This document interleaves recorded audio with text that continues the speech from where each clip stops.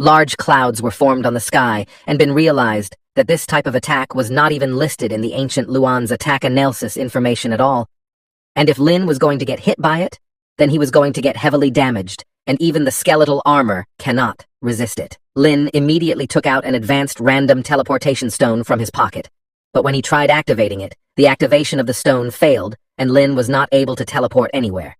Knowing that the stone would not work, he immediately summoned multiple skeletal warriors, and tried to escape with the help of his loyal servants, but the fire tornado created by the ancient Luan was too powerful, and Lin, along with multiple skeletons, were blown away by it into the sky, even when the skeletal armor was intact.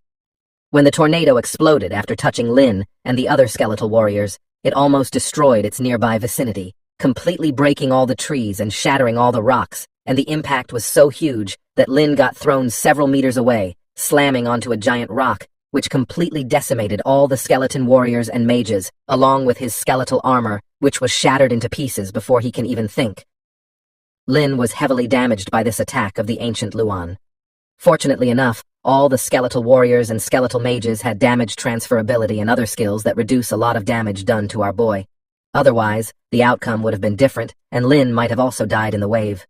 Multiple notifications popped up, telling Lin that 102 skeletal warriors have been eliminated due to impact, along with 58 skeletal mages.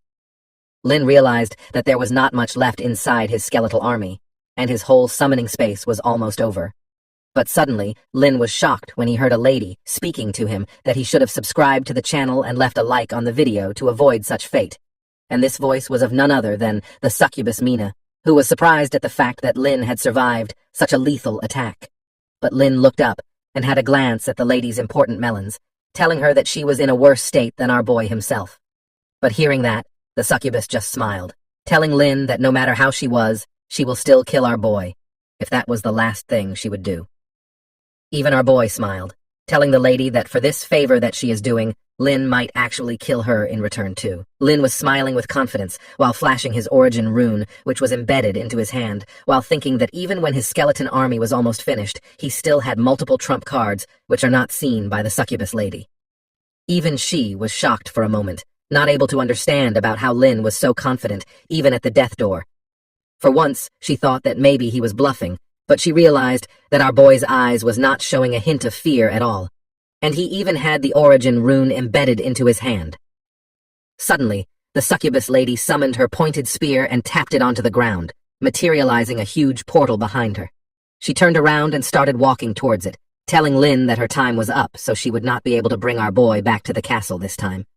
But she turned around, telling him that she will come and find our boy in the future. So he should take care and do not get eaten by the ancient Luan or any other creature. Lin was still serious, telling the succubus lady that whenever they met next time, he will definitely kill her. But the succubus just smiled, telling Lin in a seductive tone that before he can do anything, the lady will eat him properly first. As soon as the lady disappeared inside the portal, Lin slammed back onto the rock behind him, realizing that it was really great that the succubus lady did not fight him, because if she did so, then even with the origin rune's enhancing skill, Lin was not able to guarantee that he would be able to win. But Lin was sitting when he looked around the arena and wondered about where the ancient Luan go, because his blue flames of heavy damage were still blazing like crazy, and they were still engulfing the whole forest of the upper area of Eternal Trial Battlefield.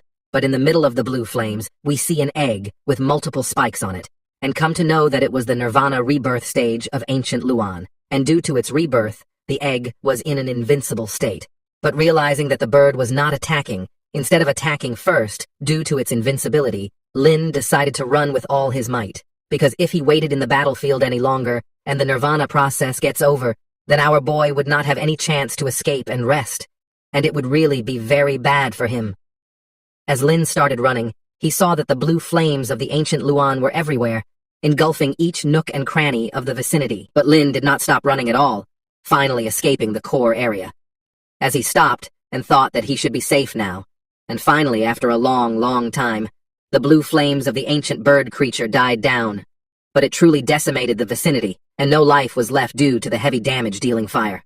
But Lin was thankful that he was out of the central core area, and as he was safe for now, he decided to recover his undead army first. But suddenly, he remembered the group of ladies that he encountered, and wondered if they have successfully escaped all the massacre which happened. Having the serious look on his face, Lin was determined that he will cut the ancient Luan down sooner or later. Meanwhile, as the scene shifts, we see that both the ladies of the guild were paying their respects to the hero of humanity, and they were creating the grave of the one and only Lin Moyu. They did not even know that our boy is still alive, as they were all tired after creating such a big grave of our boy. But one task remained, and Moon told the other lady that she would go and look for Lin's body.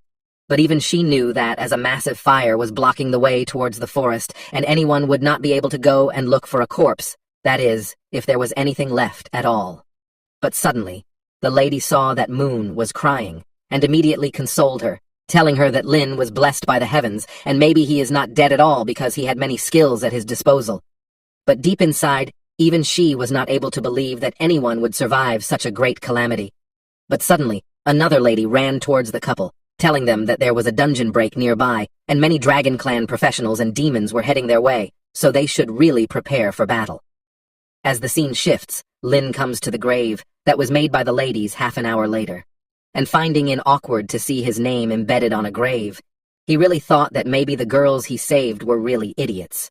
He immediately ordered one of the skeletal warriors to slash the grave in half because our boy was really not dead yet.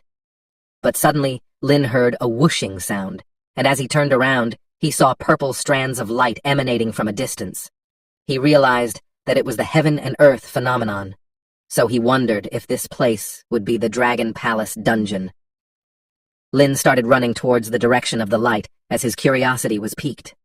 As the scene shifts, we see that the ladies of the guild were fending off multiple demons and Dragon Clan professionals. She thought that only if Lin Moyu was with them on the battlefield, then things would really have been different. But suddenly, it was as if God had heard them. Lin appeared on the back of the ladies, telling them to back off and stop playing around. Both Moon and the other lady turned around, not able to believe that Lin was really still alive. And with that, this chapter comes to an end. Hit the like button and complete today's like aim of 500 likes. Also,